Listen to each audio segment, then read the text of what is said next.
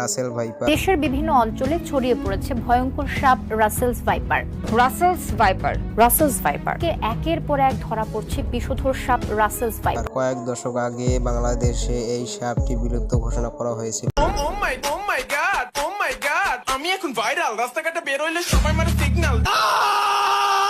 কিন্তু সম্প্রতি বাংলাদেশের উত্তর ও পশ্চিম অঞ্চলে কয়েক এলাকায়, বিশেষ করে পদ্মার তীরে জেলায় ও অঞ্চলে এই সাপ উপস্থিতি লক্ষ্য করা যায়। সম্ভবত এই সাপ বন্যার পানি থেকে আমাদের বাংলাদেশে উপস্থাপন হয়েছে।